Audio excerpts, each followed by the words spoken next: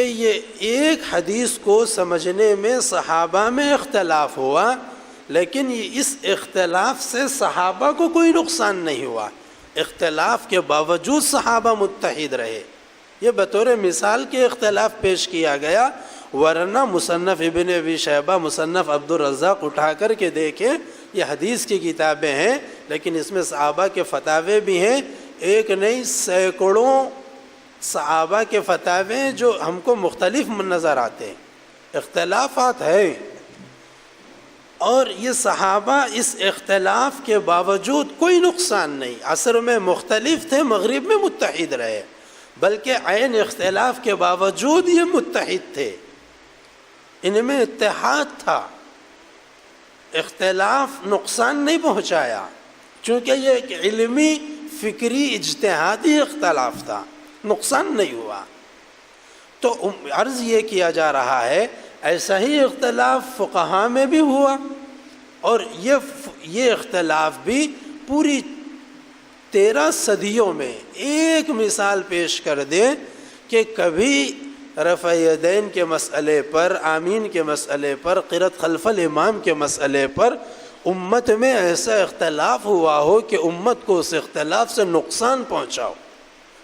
اور امت مختلف ہو گئی ہو، ایک دوسرے کو غلط اور باطل یا حضور کا مخالف کہنے پر اتر آئی ہو، ایسی ایک مثال بھی کسی معتبر کتاب کے حوالے سے، معتبر کتاب تو بہت اونچی چیز ہے، معمولی رسالے سے یا معمولی اخبار سے یا کسی پامفلٹ سے بھی نہیں دکھائی جا سکتی کہ کبھی 13 صدیوں میں ان مسائل کی بنیاد پر امت میں ایسا اختلاف پایا گیا، ایسا جھگڑا جیسا اس زمانے میں پایا جا رہا ہے۔ اس کی مثال نہیں پیش کی جا سکتی کسی تحریر سے بھی۔ یہ مسائل امت میں انتشار کا سبب کبھی نہیں بنے، اختلاف ابتدا سے ہے، لیکن ان مسائل کی وجہ سے امت میں جھگڑا اور انتشار اس وقت شروع ہوا، اختلاف پہلے سے ہے، اختلاف فقہاء کے زمانے سے نہیں، اختلاف صحابہ میں بھی تھا، اختلاف احادیث میں بھی ہے، ابتدا سے اسلام کی بنیاد سے اختلاف ہے ان مسائل میں، لیکن مسلمان کو نقصان ان مسائل کی وجہ سے اختلاف کی بنیاد پر نہیں ہوا، نقصان اس وقت سے شروع ہوا جس وقت سے یہ غیر مقلدین نے امت میں مخالفت شروع کی، اختلاف نہیں، مخالفت شروع کی۔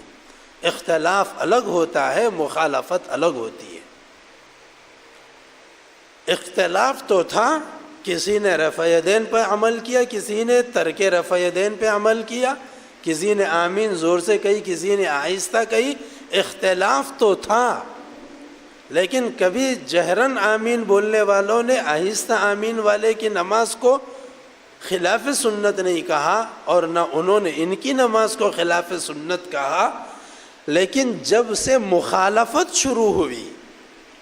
جب ایک طبقے نے یہ کہا کہ بس یہی عمل سنت ہے اور فلاں عمل خلاف سنت ہے، تو اب امت میں جھگڑا اور انتشار شروع ہوا، امت اس وقت منتشر ہو گئی، اس وقت امت مخالفت کا شکار ہوئی، اختلاف کا نہیں، اور یہ امت کو جھگڑے میں مبتلا اس فرقے نے امت کو جوڑنے کے نام پر کیا، امت میں جھگڑا اتحاد کے نام پر پیدا کیا گیا،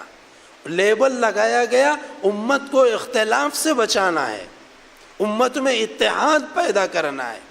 تو امت کو اختلاف سے بچانے اور اتحاد پیدا کرنے کا خوبصورت عنوان اور لیبل سامنے رکھ کر کے امت میں جھگڑے پیدا کر دیے گئے، امت منتشر ہو گئی۔ اور یہ ایسے اختلافی مسائل ہیں، مقصود ان کو امت میں مخالفت اور انتشار پیدا کرنا تھا، یہ ایسے مسائل سامنے لائے اتحاد کے لیے انہوں نے کہ خود یہ اپنے طبقے میں، اپنی جماعت میں ان مسائل کی بنیاد پہ متحد نہیں ہو سکے، یاد رکھ لیجیے، خود یہ فرقہ متحد نہیں ہو سکا، ان کے جتنے علماء پائے گئے ہیں یہ گلی کوچوں میں پھرنے والے بے علم لوگوں کی بات میں نہیں ذکر کر رہا ہوں اس وقت میں، ان کے وہ لوگ جو اہل علم کہلاتے ہیں، اس جماعت کے صاحب تصنیف علماء ہیں، معتبر علماء ہیں، جن کے تذکرے ان کے خود اہل علم کرتے ہیں، جو اس فرقے کی نمائندگی جن لوگوں نے کی ہے، ان حضرات کی جو کتابیں ہیں، کتب احادیث کا ترجمہ بھی انہوں نے کیا، فقہی کتابیں بھی اس جماعت نے لکھی ہیں، لیکن جتنی کتابیں اس جماعت نے لکھی ہے ان کے تمام علماء کے درمیان اتنا زیادہ اختلاف پایا گیا اور اتنے اختلافات انہوں نے اپنی کتب فقہ میں لکھی کہ متفقہ طور پر 4 فقہا کے اختلافات کو جمع کیا جائے تب بھی ان کے اختلافات تک نہیں پہنچ سکتے، اتنے اختلافات ہیں ان کے علماء کے درمیان۔ میں پوری بصیرت کے ساتھ اور بعد مطالعہ یہ بات میں عرض کر رہا ہوں، تفصیلات کا موقع نہیں، صرف ان کی ایک کتاب نزول الابرار اٹھا کے دیکھ لیں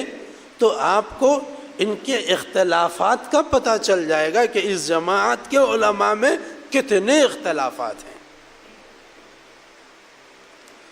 مختلف ہیں ان کے علماء۔ الخیر یہ امت کو متحد کرنے کے عنوان پہ انہوں نے دعوت شروع کی، یہ خود جماعت کسی ایک پلیٹ فارم پر اب تک متحد نہیں ہو سکی، یہ خود متحد نہیں ہو سکے، اور پوری امت کو انتشار کا ان مسائل کی وجہ سے انہوں نے شکار بنا دیا، اور اتنا تشدد، اللہ اکبر، تصور نہیں کیا جا سکتا۔ اتنا تشدد تو صحابہ کرام نے ابو جہل کے متعلق بھی اختیار نہیں کیا تھا، ابو لہب کے بارے میں بھی اختیار نہیں کیا گیا تھا اتنا تشدد، کیونکہ اسلام تشدد کی اجازت ہی نہیں دیتا۔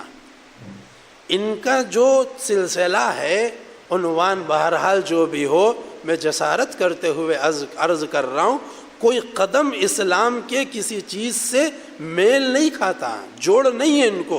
ان کے کسی طرز عمل کو اسلام کے کسی عمل سے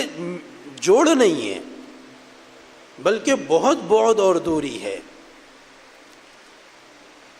اسلام تو اتنی تالیف قلبی کا حکم دیا ہے کہ زکوٰۃ جیسے فرض عمل میں کفار کو تالیف کے طور پر حصے دار بنائے، تالیف قلب کے طور پر، مال غنیمت میں تالیف قلب کے طور پر حصے دار بنایا گیا۔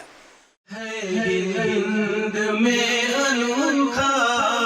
مرکز تحفظ دین، یہ دین کا ترجمہ ہے مرکز تحفظ دین۔